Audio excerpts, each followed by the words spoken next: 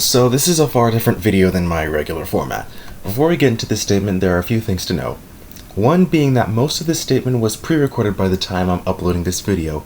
I scripted it in September of 2023, started recording in December of 2023, and with multiple hiatuses, managed to finish it in April of 2024. Almost half a year of my dedication to getting this out. I'll spare you the details behind that, but that's the explanation for any point in the video where events that transpired 2 to 4 years ago at the time I'm uploading this are referred to have happened 2 to 3 years ago in the video. I'm also admittedly very bad with precise diction and voice inflection, especially when reading word for word off of my own script, so if my tone sounds off or I stumble over my words, I apologize. Subtitles will be provided as a safety net. Additionally, the video is going to have some stock footage because I'm really bad at art, and I felt that making templates and models for my Sona would be too time consuming and would be too poor in quality for such attention. Screenshots and other evidence will be illustrated within the main video. Finally, this video will cover topics including, but not limited to, abuse, blackmail, manipulation, gaslighting, self-harm, suicidal ideation, anxiety, and harassment. Some viewers may find the video disturbing or triggering as a result of this. Viewer discretion is advised. Trust me when I say that these are experiences that I would not lie about and have collected enough evidence to hold up my statements with. Furthermore, a document has been made detailing the minimum of 5 years worth of abuse that the individuals mentioned in this video are guilty of and have faced zero consequences or accountability for. The document will be linked in the description and feature other people's testimonies, including mine.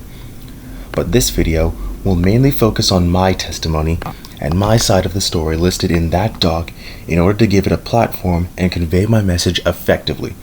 This is by no means meant to slander anyone, and accusations of such will be in no way tolerated or responded to in good faith. I have evidence and witnesses to back up my claims. I will also tolerate no harassment of any individuals mentioned, both within the video and the document below. This includes myself. With all of that out of the way, let's get into the video.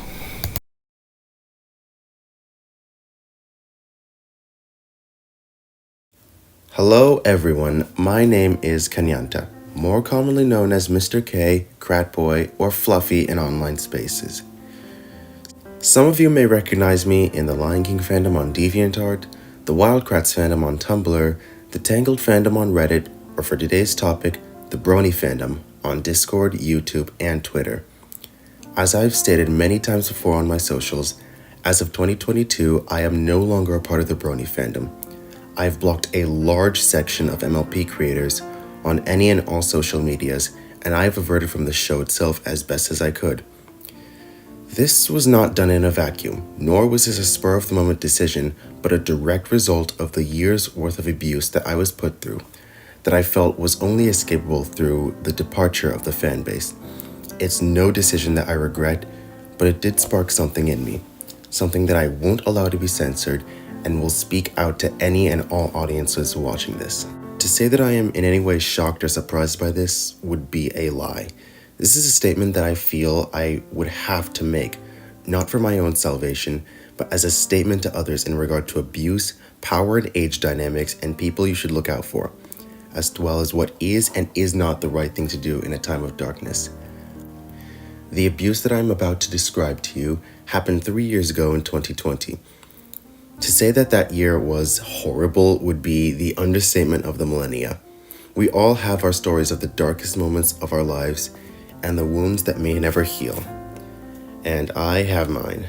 Out of everything awful that happened to me that year, this was by far the most damaging. And it had paved the path for what the rest of this decade had in store for me personally, and the metamorphosis I had gone through as a person. I feel obligated to share my story, both in holding these people accountable for their actions and in making sure that my experience is used as a lesson, in not just the MLP fandom, but in any fandom, and arguably beyond that, so that what happened to me throughout this decade by these people's hands, as I will enlist further, and what will possibly happen to me after speaking out in this video, will never happen to anyone again.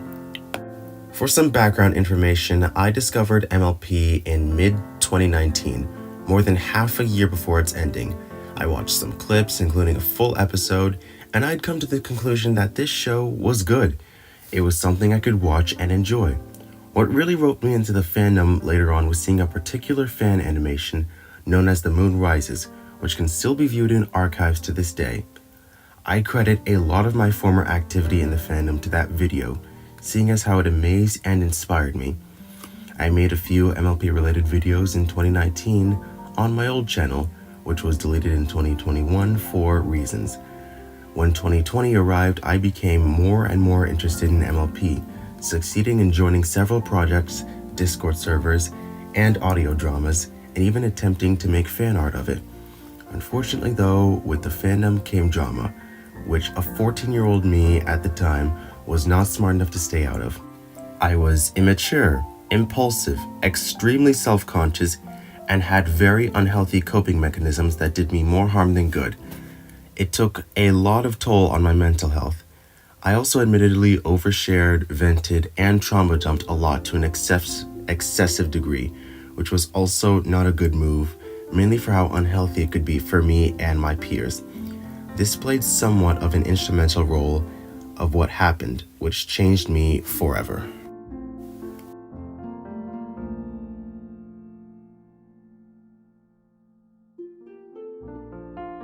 My abuse story starts in October of 2020, and it didn't end until November of 2022.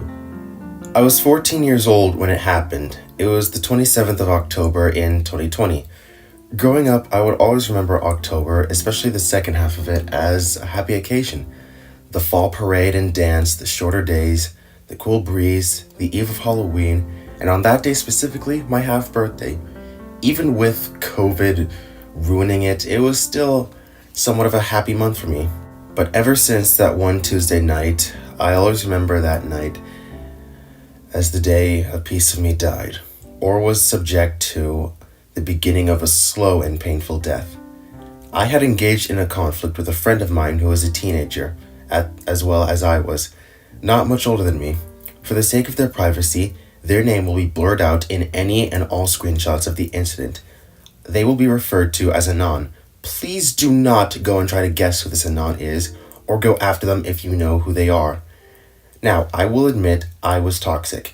It may have been due to my unresolved or unsealed trauma of mine, or just a failure to understand certain things, but in the conflict, things that I thought would be helpful, I said, but in reality, they were very hurtful, things that I do not condone and would never encourage anyone to do.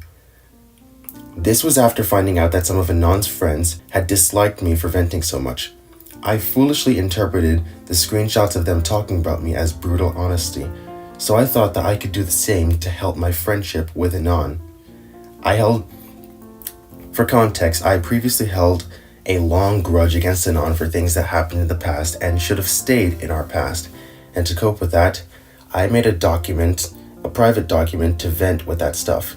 It should have remained private, but again, I made the very stupid decision to share it with them, and in the process disclose a lot of hurtful things that I'd said in a state of high emotional intensity that I would never under any normal circumstances say to my friends. In response to this, Anon decided to tell their friends about me and the doc. A few of their friends had given me a good chewing out in the DMs and proceeded to block me. Some statements were true, the statements they said. Some were very hurtful and inappropriate for the situation, but I was put into a state of shock, confusion, and panic. Anon themselves later blocked me after telling me how wrong my actions were, which was a perfectly valid decision. At that point, I was already feeling ashamed of myself and drained, so I accepted the reality that we were through. That could have or should have been the end of that, but if it was, we wouldn't be here today. Among their friends, among the people that Anon told about what happened, was Pretty Pegasus and her affiliates in Team Salt, which had been formulated months prior in the year. To give you a rundown, Team Salt is pretty much a group of people in the MLP fandom, specifically the audio drama community, that would essentially pour salt on other people in the fandom, basically acting as if they are protecting it from toxic people themselves. Unfortunately, as we will find out later on, they are the toxic ones, and what they thought was the right thing was the exact opposite. Now, to explicitly point this out before any assumptions are made, Anon is not responsible for the abuse. They were hurt and were expressing themselves to people who they thought they could trust. They did not anticipate that Team Salt would go to such extremes, nor did they manufacture the harassment and trauma I went through. They were a minor just like myself, whereas the actual abusers were mostly comprised of adults and well developed enough to know 100% right from wrong. Anon left Team Salt a few years ago and have no affiliation for them, and as such, they will not be held accountable for what was not in their control. For all our flaws, neither my friend or I were at fault for what happened next. From here on out, I'll list down the names of the adults in question. Keep in mind that this was in 2020, so some may have changed their usernames. I have gone through a detailed check to make sure that I'm not naming anyone's legal full names or dead naming or misgendering anyone, as those were mistakes that I've made more than once in the past when making the blacklist and would like to avoid here. A user to my knowledge that currently goes by the name of Mara had DM'd me. They put up a front of wanting to say hello, so I said hello back. Around that time, the conflict between me and Anon had severed our friendship as well as the friendships of two other people of mine, so I was in a very drained mood and thought that saying hello would help. What I found out, not even a minute later afterward, was that this was an ambush. They had lured me into a trap. Members of Team Salt and I were now in a group chat. As best as I could recall, the members at the time were Pretty Pegasus Wings, the ringleader, Mara, who led me into the ambush, Holly JS Frosting, Pumpkin Spice,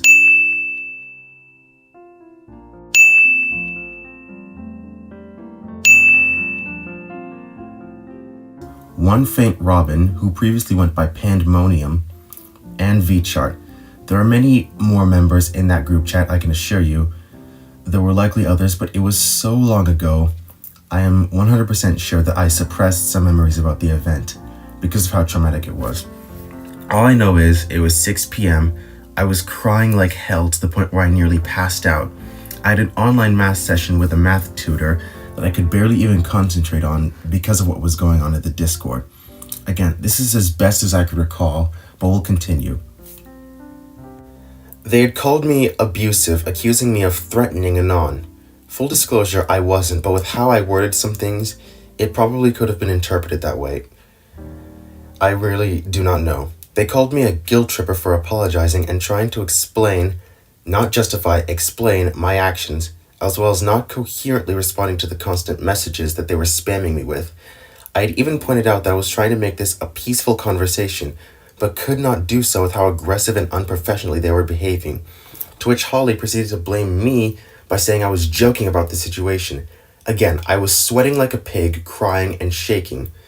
They'd held me practically hostage. I do not think I would be in a joking mood. Any humor made in that situation was likely me either trying to cope with the grief I was being put through or at my own expense.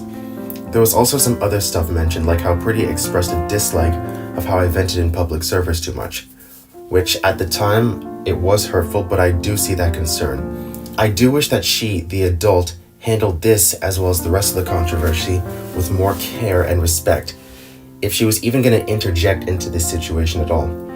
Mara had then pulled their trump card. They told me that they were in cohorts with a Discord mod, that they would monitor my behavior and messages on Discord servers and in DMs, even ones that they were not a part of. And if they saw anything they didn't like or consider a liability, they'd direct that to the mod, who would terminate my account. This was what got me to shut up and take back any defenses or attempts to negotiate in my favor. And thus the confrontation went in Team Salt's favor. They had complete power and control, and there was nothing that I could do.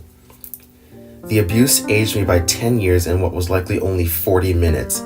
They finally laid off and gave me one last threat to make sure I didn't screw up again. And Mara told me again that they'd monitor me on Discord in case I went out of line and had to be outed to whoever had enough power to ban me from the app. I unfortunately had no screenshots of this event. It was too chaotic for me to even think straight, and frankly, I'm relieved in knowing that I will have no chance in rereading the horrible shit that was said to me that night. I remember crying myself to sleep. Happy half birthday to me, I guess.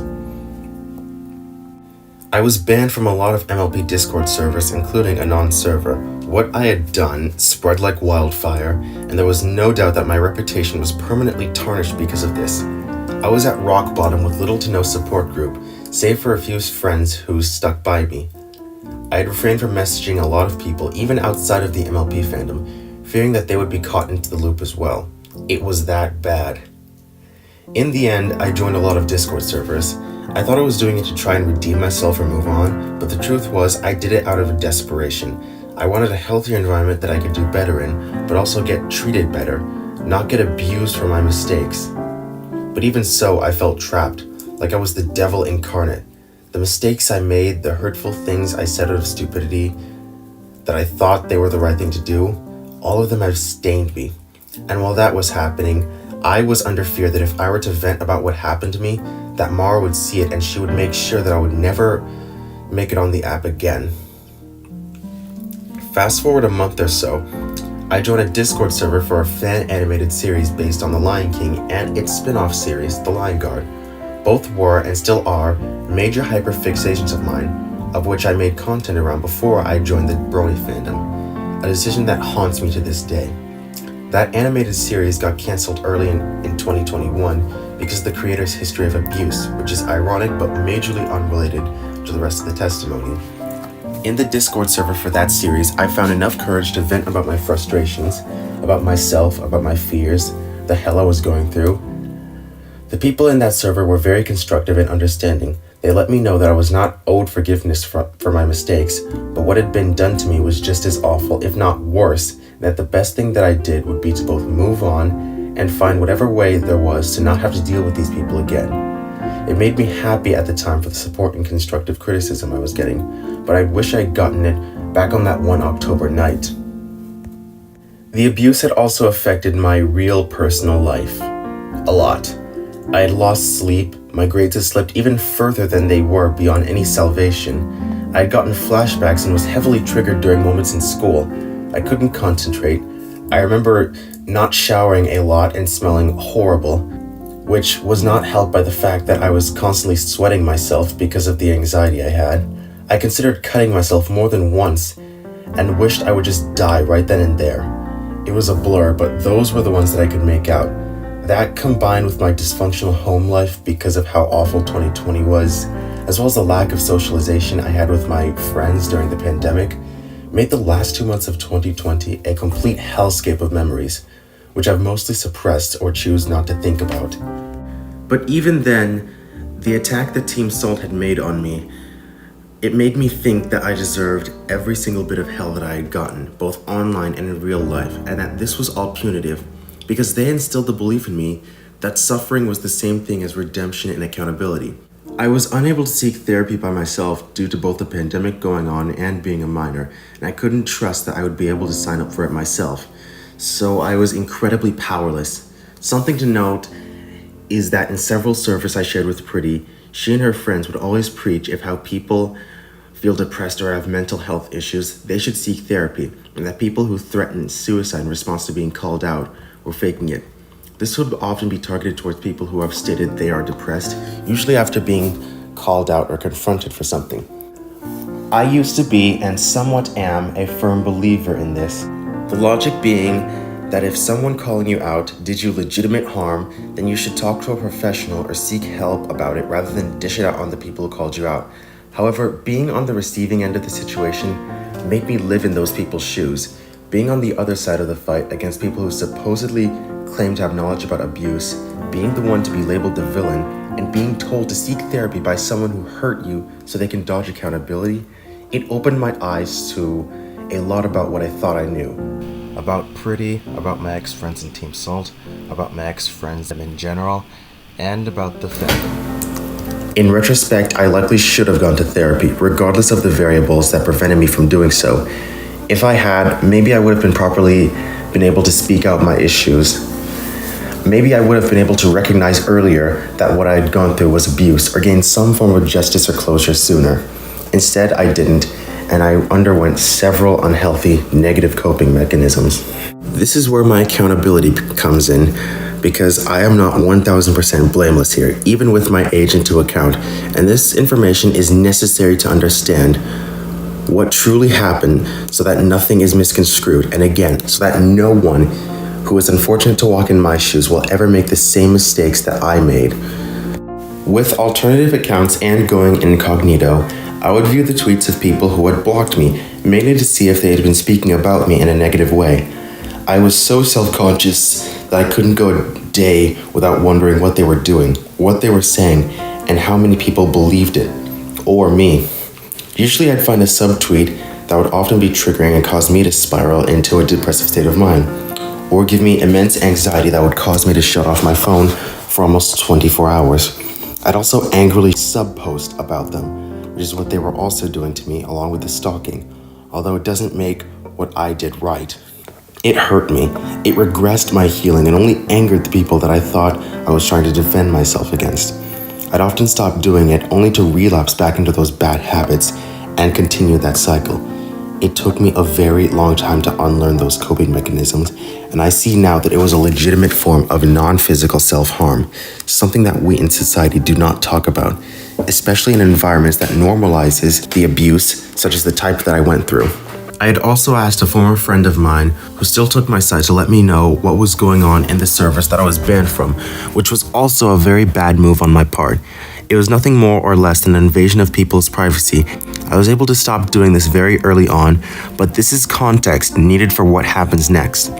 At some point, whether it was just me having a bad day or a revelation, I became overwhelmed with more anger than guilt. Anger at Team Salt for how they handled the situation, and my ex-friends for not taking my side. My unresolved trauma, which I didn't even know was trauma at the time, made me very short-tempered and hyper-vigilant. In my attempts to get revenge and closure, I'd taken my anger out against my abusers, kick-starting a very ugly cyclic pattern of abuse. At some point, I realized that Mara's treatment of me was, for a lack of a better word, messed up. They had threatened me with account suspension over a dispute they had no involvement in, and had admitted to having the intent of stalking my messages to gain my silence. This is blackmail. Now, I currently believe that they were telling the truth, which makes it really messed up, but at the time, I thought they were bluffing.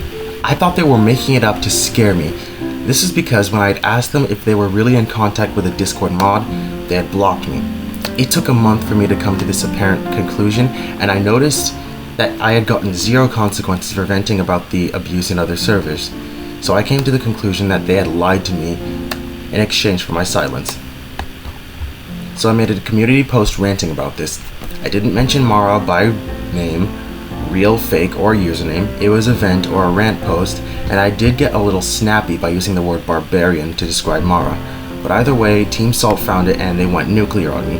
PollyJS Frosting made 2 comments under my old YouTube channel. One of which was underneath a Christmas-related post that I had posted in November, where she was threatening my social life. More on that later. Another comment accused me of reacting angrily to evidence against me to highlight my bad behavior, which was outright a lie.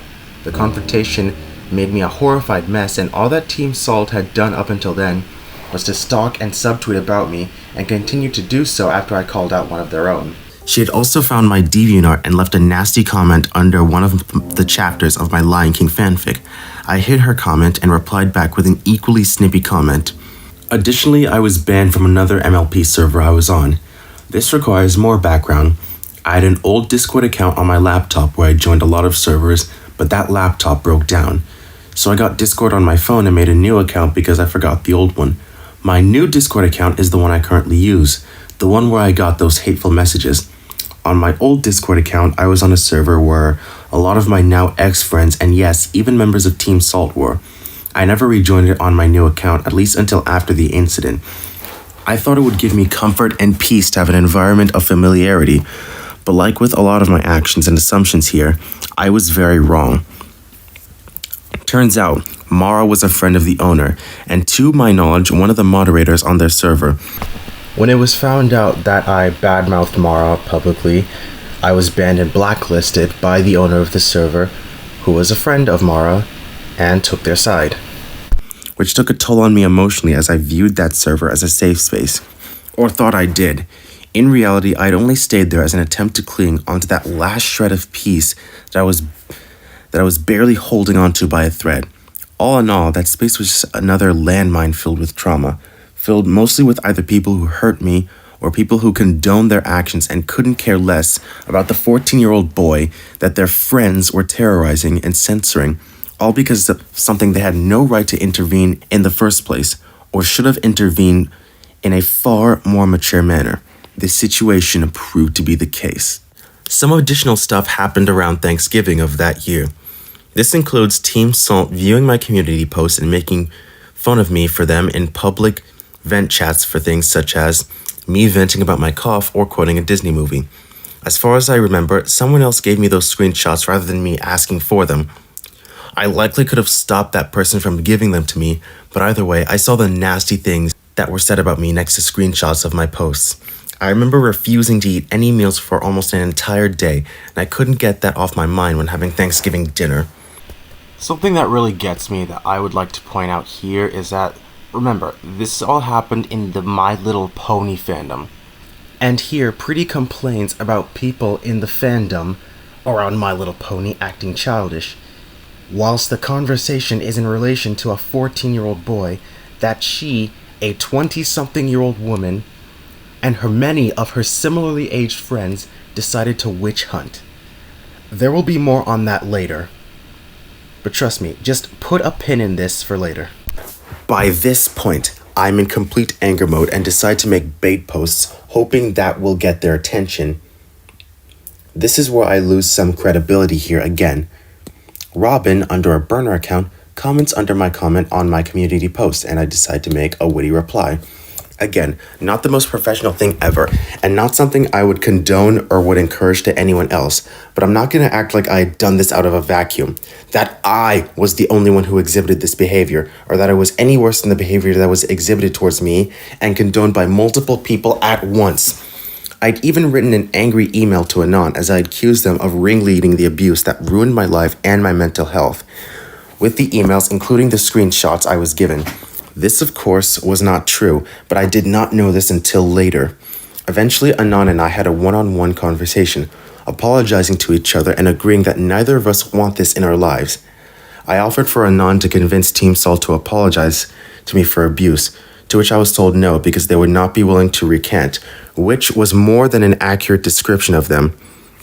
Here is my screenshot of the message to the server, which was screenshotted by Anon and sent to the server.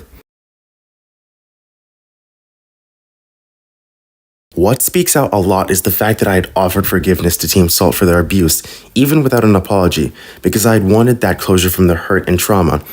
But this was the response of one of the members of Team Salt who had taken part in the abuse.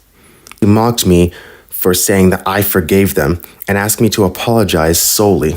Now, in hindsight, this is not a nonsensical statement.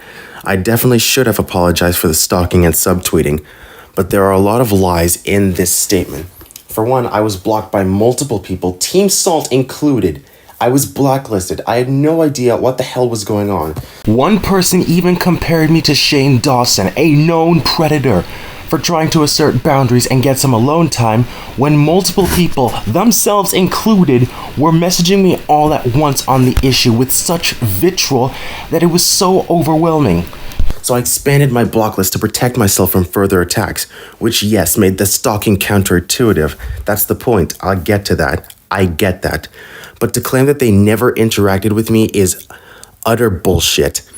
Additionally, this person ignores the fact that they and their friends had also stalked, subtweeted, and harassed me with fake accounts that I screenshotted evidence of, and all for the sake of controlling me, a minor, to do what they wanted me to do under the threat of something terrible happening to me. The things that I had done were pretty much weaponized against me and used to paint a black and white image as this abusive individual who was the target of everyone's ire. Meanwhile, the full context of what these people had done to me in response to my mistakes and their stance on the situation is conveniently ignored for this purpose of the elaborate scapegoat. This should have been a red flag to me. This should have clicked the part in my brain that said, this is not okay. But it did not at the time. Team Salt also goaded Anon into choosing between me and them. Although Anon had perfectly valid reasons not to become friends with me again, I think this here exhibits Salt's scumminess. Not only had they intervened into matters that were not theirs to intervene in, not only had they abused, manipulated, gaslighted, stalked, harassed, and blackmailed a minor, not only had they convinced another minor to be complicit in their behavior, but they ultimately robbed this person of their personal autonomy rather than letting them make decisions for themselves. It becomes very clear that they never truly cared about the gravity of my actions or the effect it had on others. This was a clear example of a God complex where they believed themselves to be the saviors of the MLP fandom. The saviors who could do no wrong, who passed themselves off as policemen at best or vigilantes at worst for the fandom, passing judgment to whoever they please, chasing away or attacking people who they thought to be toxic. I was just another person who they could get away with bullying and belittling because they could, and they did. Because they could take advantage of me. They could justify their hatred and share that same toxic message to other impressionable people. This was a textbook example of an abusive power dynamic, where a person with more authority, agency, and advantage exercises an offensive means of power over someone who cannot defend themselves.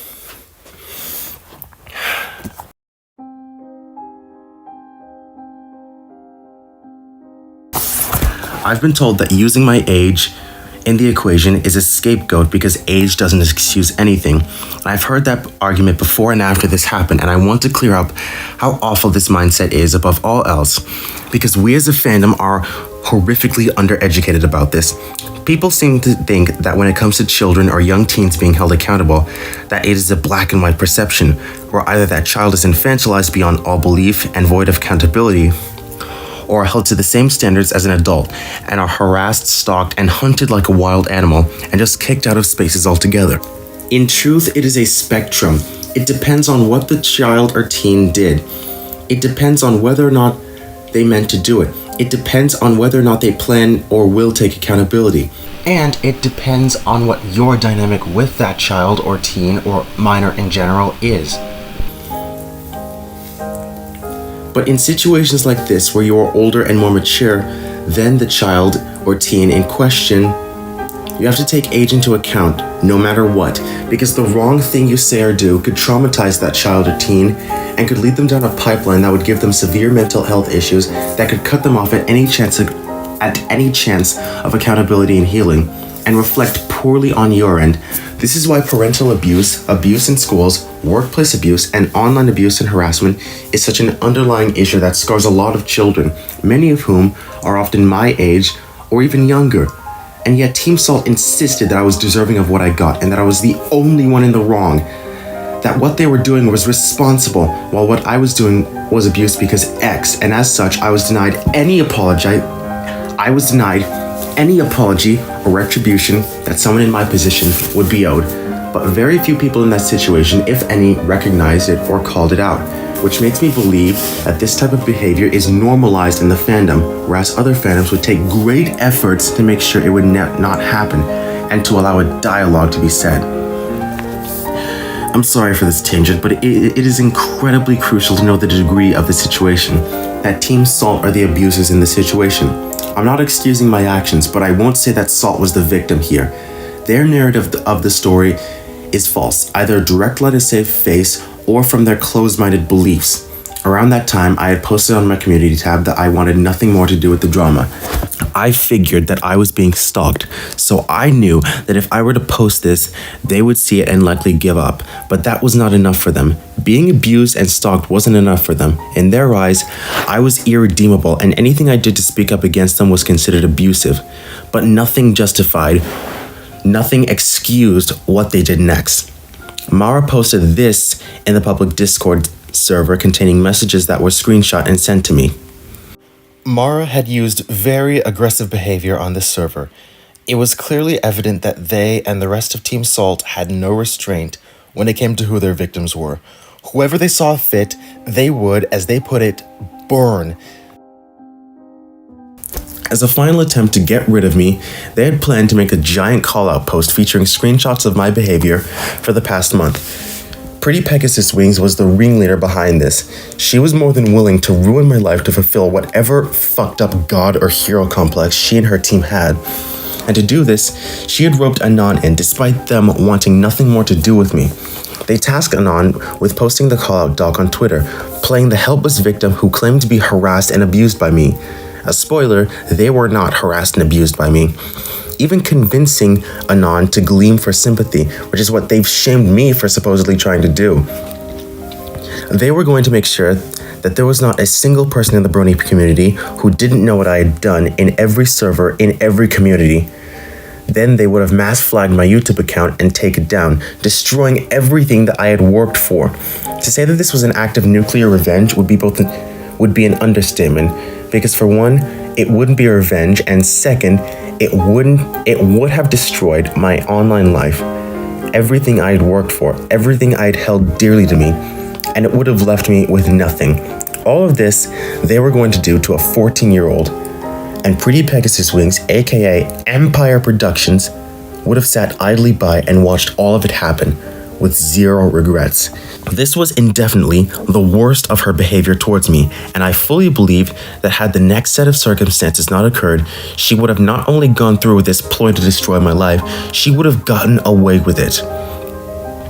Anon had convinced Pretty not to go through with the document sharing, which Pretty had agreed with.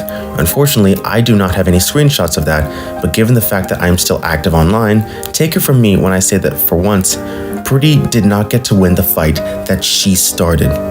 So ultimately, I was left alright. This has led to Anon and I respectfully parting ways, since we were both able to acknowledge our faults. So our conflict mostly ended, but sadly, that wasn't the end. I thought I had the heart to forgive Team Salt for what they did, but I didn't. It was just another puzzle piece to the trauma-induced fear I had, and my path to healing was still very far from me. An important thing to note, very important, Anon was a member of Team Salt, but saw how awful it was and chose to leave soon after this. I will repeat myself that in saying that they are not the abuser in this situation, especially since most of what Pretty, Holly, Mara, and the others had done were out of Anon's control. I thought 2020 would be better from then on out, but it wasn't. I was glad I made peace with Anon, but I still felt like there was something missing, that there was a part of me unsatisfied, and that dissatisfaction, lack of closure, and peace would trail on to me as the decade commenced.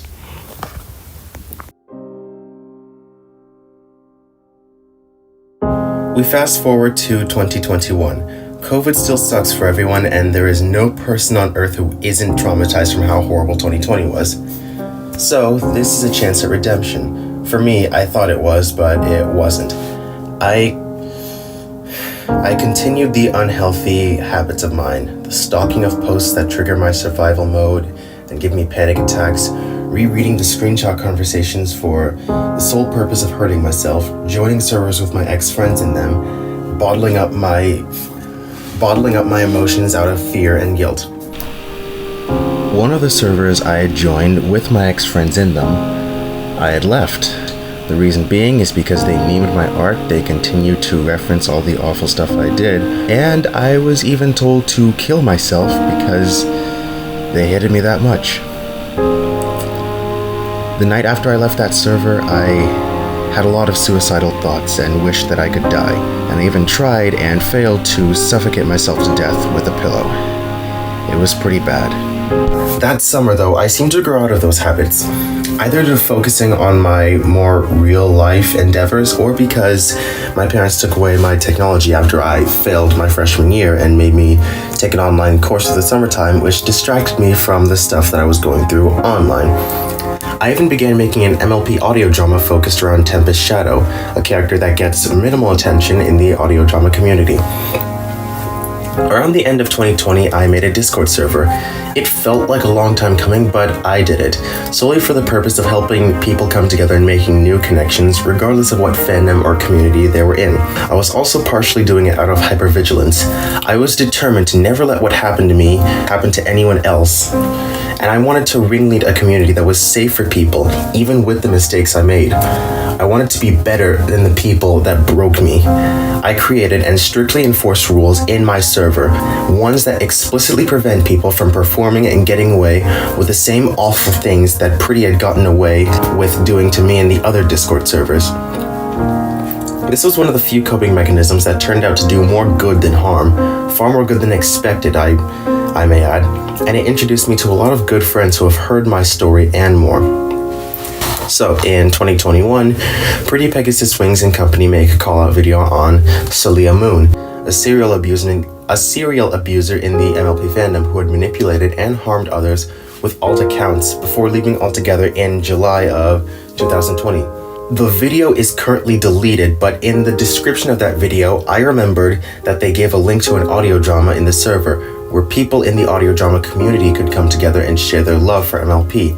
I knew for a fact that I had no chance of getting in after everything that happened, but a friend of mine at the time, which is now my ex-friend due to separate drama between me and them, loved My Little Pony and had a ton of OCs. I assumed they would accept her. So I copied the link, posted it in the server promotion section, and my ex-friend, who we will call Dawn, entered. This is where Zeroshian Pony comes into play. If you followed me on Twitter since 2022, if you followed me on any of my socials, YouTube included since 2022, you will know that Zeroshian Pony is one of my abusers from the fandom. This is where my story with him begins, and this is probably one of the biggest reasons, if not the main reason, why I'm making this statement. He was not involved in the confrontation or exposure parts of the story, but he was well aware of them, and he condoned the abuse that was inflicted upon me. He would also later serve a huge role in my emigration out of the Brony fandom, and this was only the start of a very ugly dispute between me and him. Zeroshian accuses Dawn of being an alt account of mine.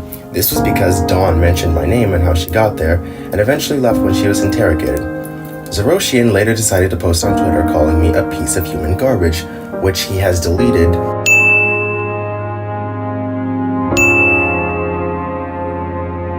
It was directed towards me, and he had been under the assumption, I repeat, he had been under the assumption that he was talking to, at the time, a 15-year-old boy, and decided to aggressively talk to me in that manner. He had also shamed me for blocking him, calling me a coward. Anyways, I shrugged that off. I think to myself, he can't hurt me. And for the next year, I seem to be correct. The latter half of 2021 is actually peaceful, save for a few things. I begin to make friends both online and in real life. I begin to find out more about my identity, my grades are higher, and I've made some amends. I head into 2022 with high hopes. Unfortunately though, I had one last spit in the eye to endure.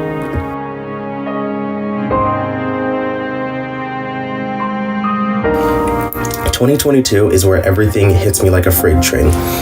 I've grown more knowledgeable about abuse, power dynamics, about trauma, the effect it has on the brain, manipulation. I read about it a lot in articles or Tumblr posts made by abuse victims themselves. That, along with some reflection, gives me a revelation that I was a victim. Not one that was perfect, not one who was free of accountability or responsibility, no, but I was still a victim of abuse.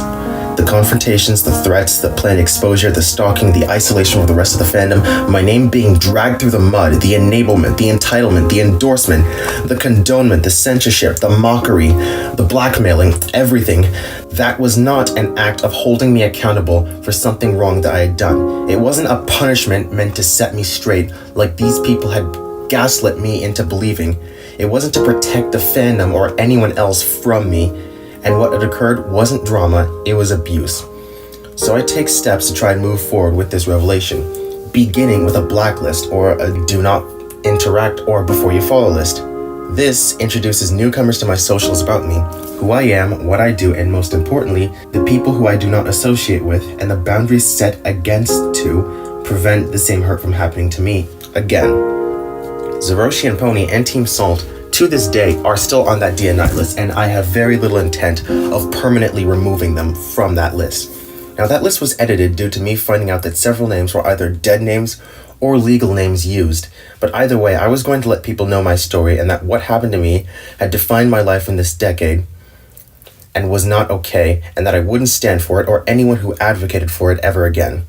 In the summertime of 2022, I had also taken a huge risk, standing up to my former abusers.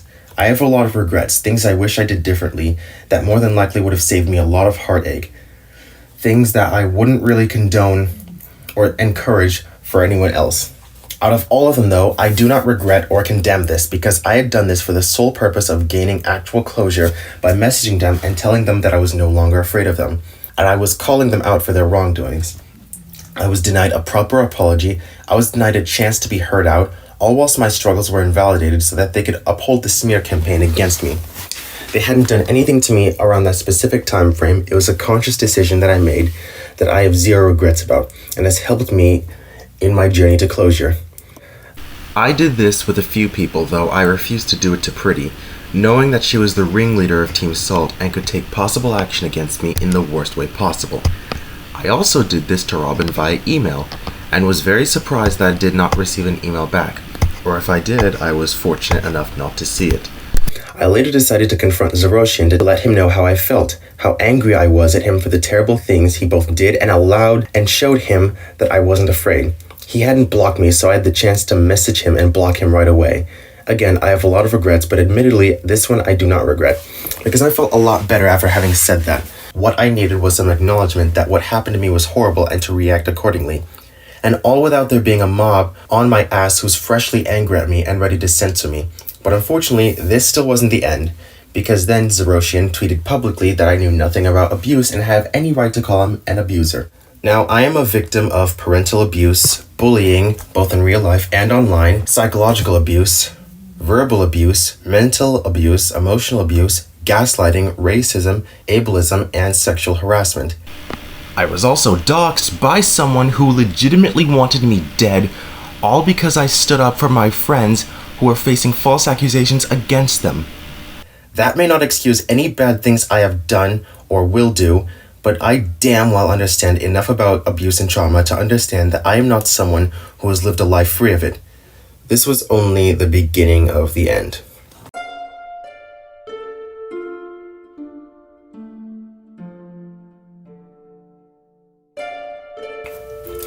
In around August to September of 2022, it was the end of both the abuse and my time in the MLP fandom. What had been the start of my burning dislike for the fandom and the individuals responsible for my internal downfall that motivate me to act against them to this day. Zaroshian Pony, through whatever means, finds my DNI list.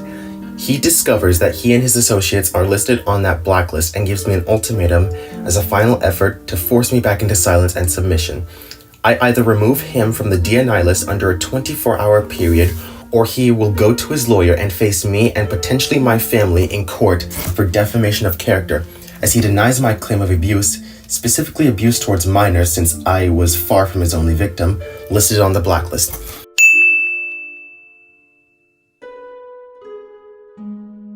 I was 16 at the time. I didn't have a job or any income, I couldn't make my own pay, I didn't even own a car or a credit card. I was a junior in high school, and if I had to face this, at the time, 25-year-old man in court, my parents would have to get involved. This could have potentially harmed me, my parents, my brother, even my adult sister, and go on my permanent record, ruining my future. And it would have possibly led to me facing my family's scorn, since again, the environment that I grew up in was very dysfunctional. Along with what I mentioned above, the moral and ethical values, or the lack thereof, and you can see how messed up this was. Yet again, in the Brony fandom, as far as I am aware based on my own experience, stuff like this is considered normal due to how few people actually called him out and how many people supported him in this case, with one user even saying that attacking me as a minor is a better, more effective method. I regressed at that moment. If the Team Salt confrontation aged me by 10 years, Zaroshian's legal threat of nuclear revenge shaved off those 10 years off with an additional 2 years.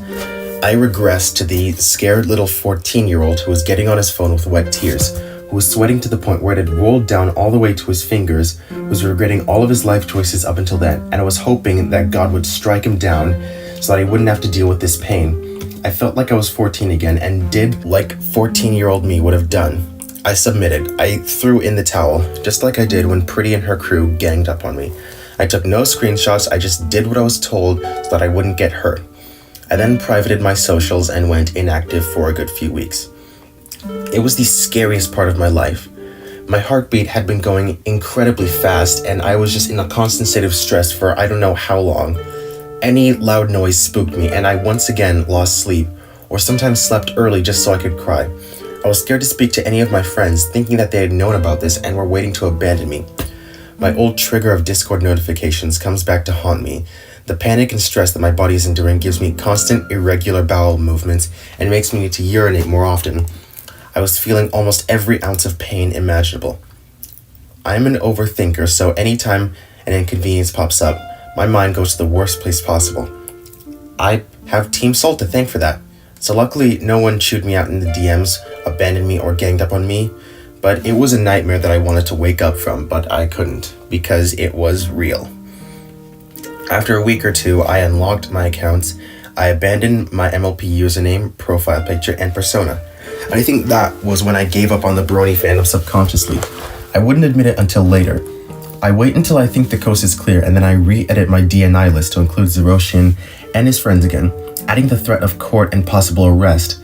By then, Zeroshian had deleted his threat, saying that he hoped something like this would never happen again. This is where the story takes another turn for the worst, as if this wasn't bad enough. I've already mentioned the Lion King fandom, how I became more clingy to the fandom after Team Salt's confrontation with me. Well, somehow this 2 to 3 year long drama that started out in the MLP fandom and had gotten me practically blacklisted in there had spilled over to the Lion King fandom. In that fandom, there is a user known as Cashmas Prime, who I made a call out on in June of 2022. To give you a rundown on this person, she is a pro shipper, someone who ships illegal stuff such as incest, pedophilia, abusive ships.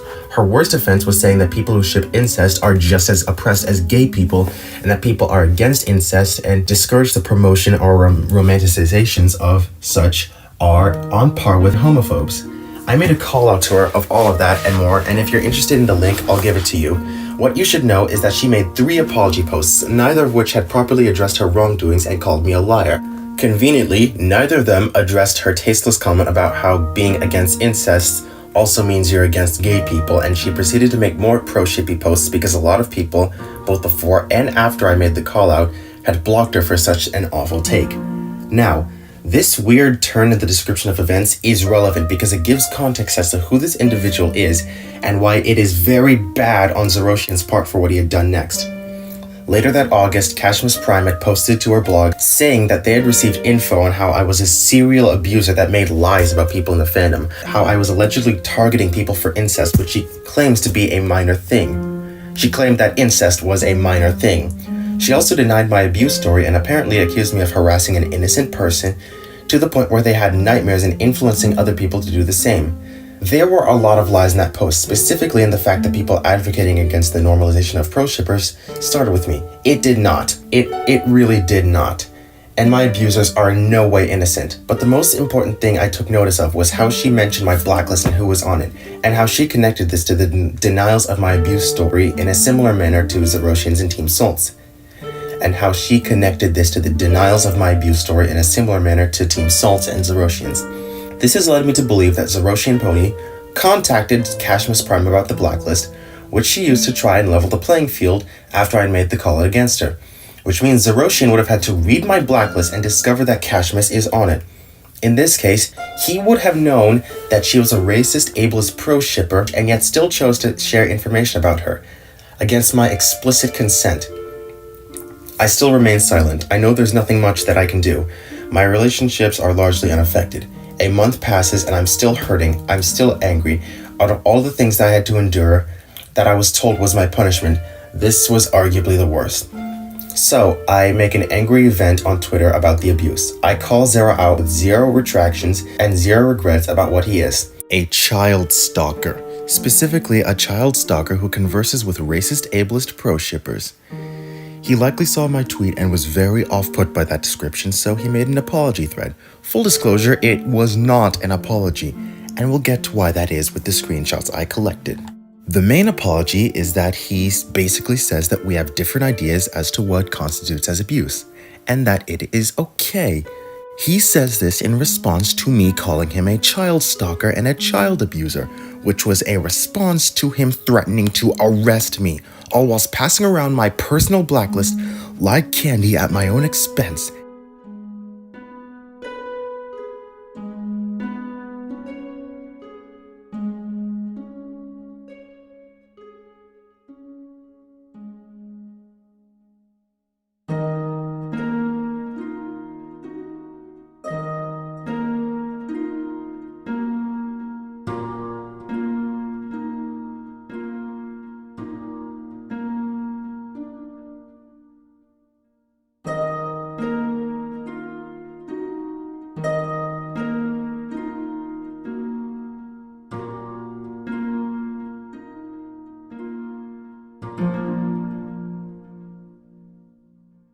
What he said is just not true. While there are types of abuse in the world that affect people differently, while people can have different mindsets because of the abuse, there is no such thing as a difference in opinion as to what makes abuse abuse. There are therapists, psychoanalysts, textbooks, articles, researches, as well as victims themselves to help us define what abuse is and how to avoid it. What Zerossian and his friends did to me, that was abuse. Him denying that it was abuse, turning it into a trivial matter, and using his experiences to credit his knowledge of abuse, but refusing to acknowledge that I was abused by him and his friends, that is gaslighting, another form of abuse, one which I've faced way too often. He also says that he apologizes it and it won't happen again, which I find to be bullshit, not only for how horrible the apology is, but what happens next. If I sound like a parrot with the what happens next lot, just know the extent of how banal the situation is.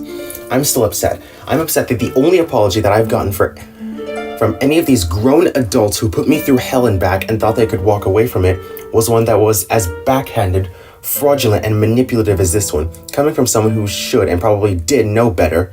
So I decided that enough is enough and I end my silence once and for all.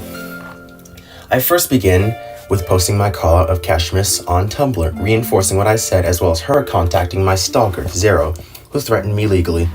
Kashmis Prime responds to it as usual, but she also accidentally gives me some helpful info without even knowing it. She doubles down on the serial abuser accusation, stating that she ought to contact Zerossian again.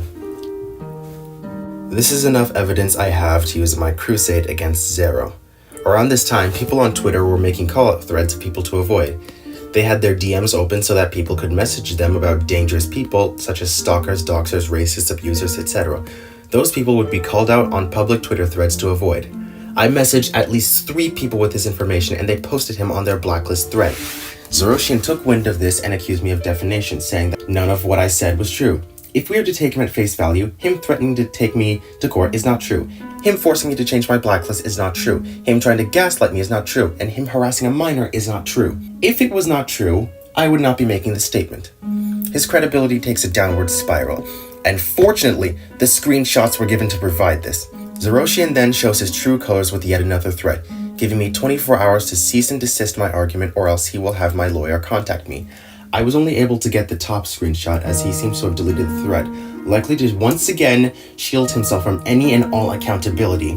Now, I will admit that the part of him threatening my life when he was making the legal threats was an exaggeration on my end, but that does not excuse what he did in the long run. What he had done was still abuse and blackmail. And accusing me of infantilizing myself for mentioning that I was 16, as if a 25-year-old man bullying and micromanaging a 16-year-old who was abused as a 14-year-old by his peers that he condoned and he knew is something normal, as if minors need to be held to the same standards as adults. And as normal, people agreed with and defended him. After promising to never use this wording again, he proceeds to go back to using threats like this whenever he sees a threat to his pedestal that he and his followers put him on because he knows the power he holds over me and is willing to ruin his image and cover up things to avoid accountability. That is who Zerossian Pony is. That is who, as far as I'm concerned, he has always been, and that is who he will always be, with no benefit of the doubt from my end whatsoever. This was the last I heard about him. He never filed a lawsuit against me. I never heard from him in court. I never deleted the tweets I made about him or took back the things I said because I wanted them to remain, to show that I am not powerless in the face of their mistreatment.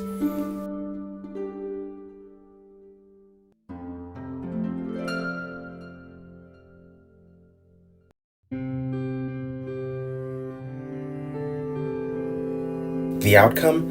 I finally felt closure. I had spoken up against the people who had wronged me and revealed their abuse to the world. Zerossian being the biggest target of this ordeal. People continued to support him, but I distanced myself from them, and even blocked a few of those people because they took his side in the argument.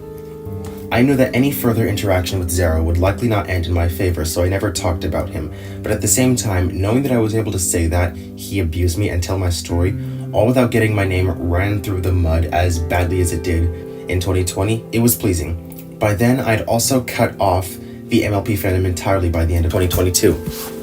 Before I was scared of leaving, these people were judgmental, relentless, and very hard to satisfy. I was scared that if I left the fandom, that these people would see me as cowardly, or worse, they'd use my departure as leeway to make a call out on me.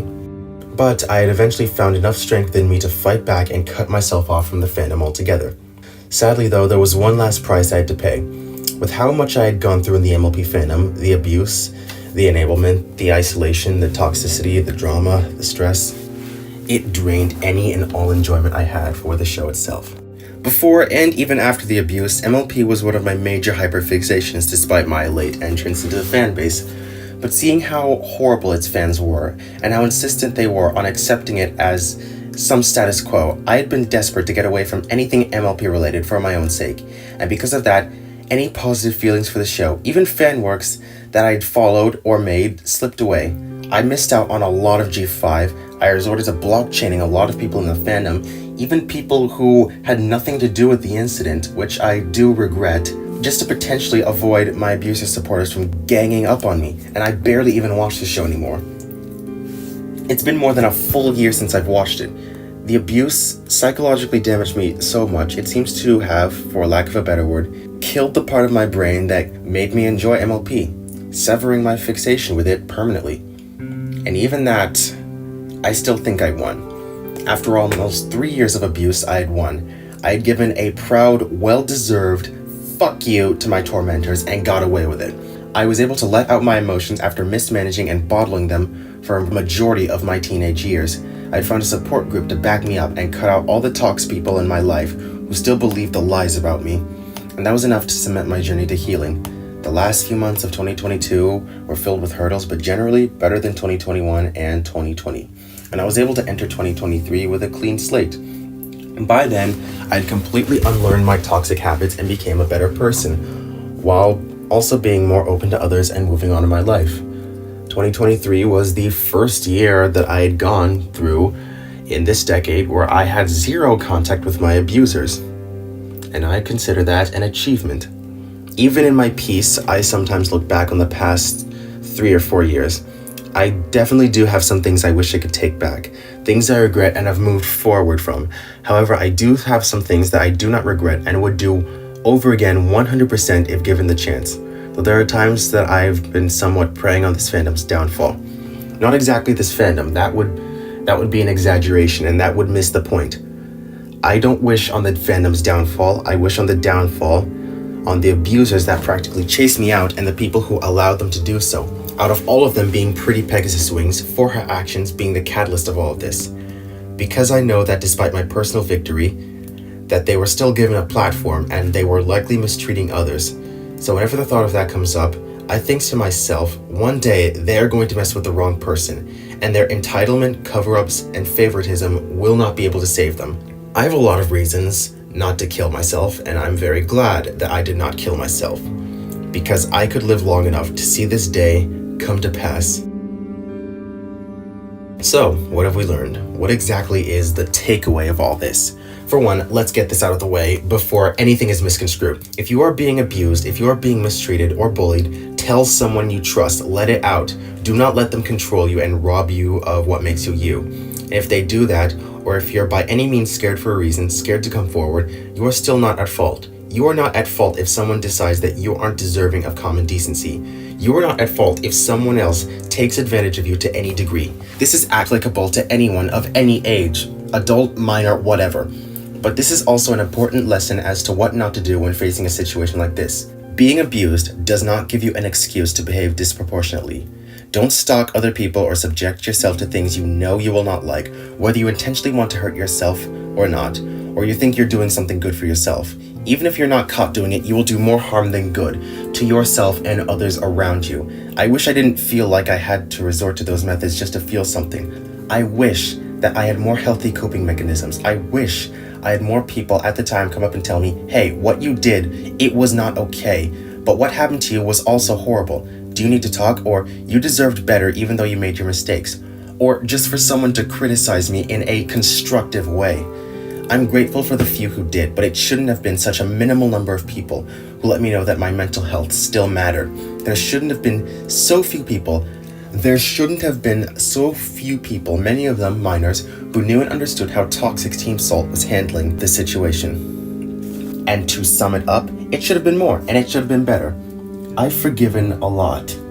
Forgiveness is something that I have felt a couple of times, more than once. I've forgiven myself for the mistakes that I've made. I've forgiven some of my former friends because some of them legitimately did not know better or had very little control over the situation. I will never, however, forgive Pretty Pegasus Wings for ringleading the abuse. I will never forgive her friends, Holly, Robin, Spice, and V-Chart, for their compliance to happily ruin my life and take away my innocence when I had done them no wrong that was deserving of such moral bankruptcy to be exercised. I will never forgive people who chose to associate with Team Salt and the Derps and their smear campaign against me like Diane Tripler on. I will never forgive those who stood by Team Salt's actions and turned a blind eye to the hell that I was going to at the hands of their friends. Once again, I've forgiven myself for the wrongs of my past. I've forgiven myself for not being able to protect myself from the abuse and for how I have harmed others along with myself.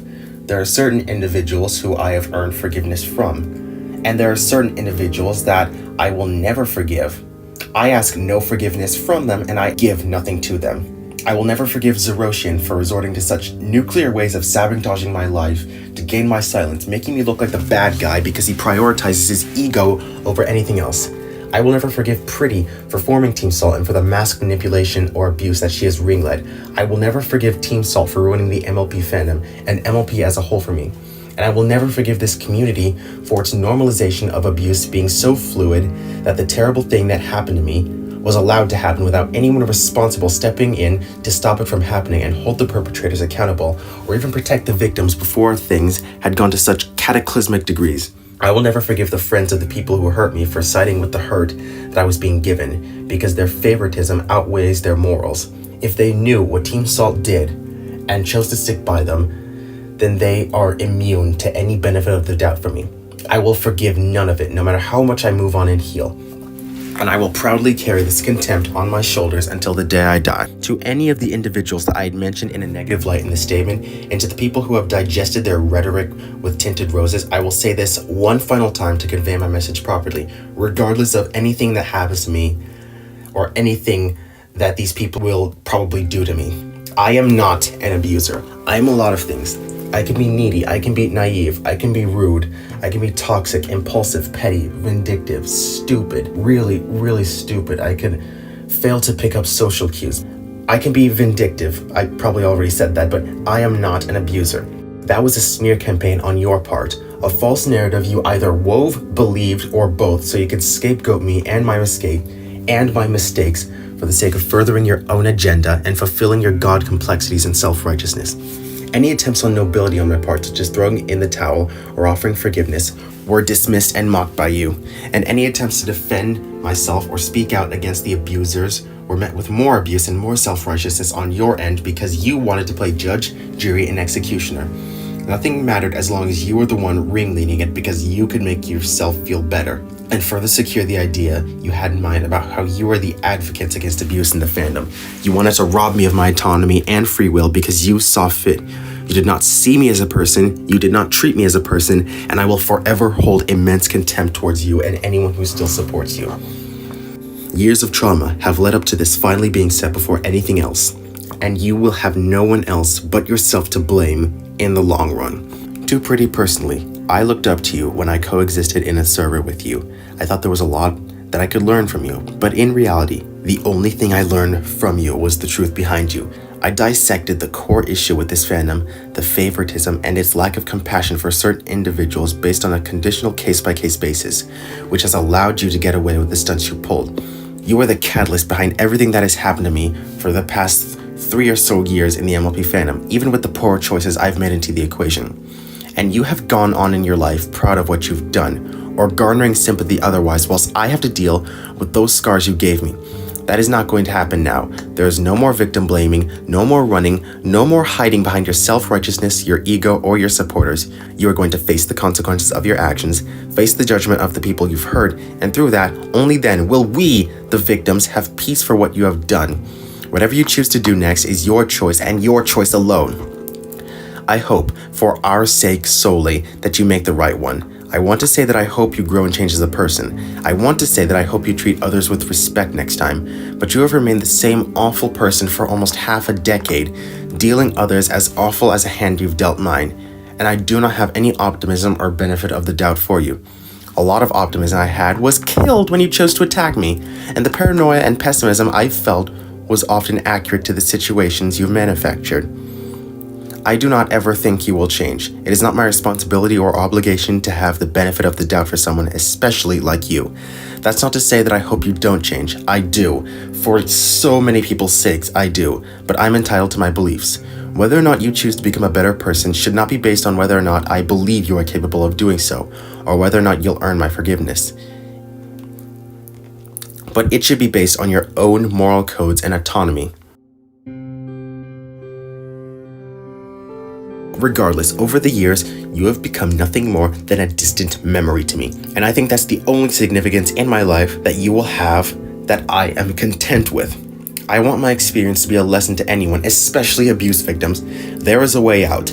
I found mine and you will find yours, but your biggest priority is to take care of yourself and to protect your peace through any means. Even if it means cutting people out of your life and or having to stand up to them.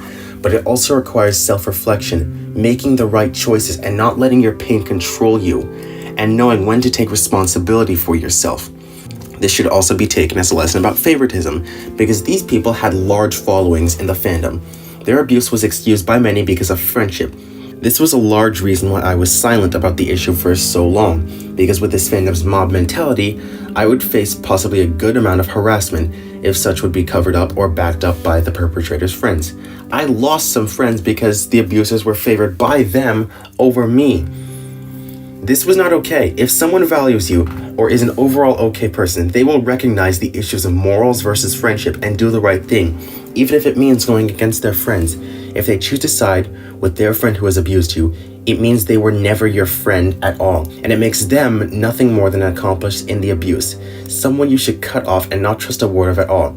And if you have a friend who is hurting someone, call them out for it. Tell them to stop. Let them know that they cannot go forward with their behavior and make them see reason.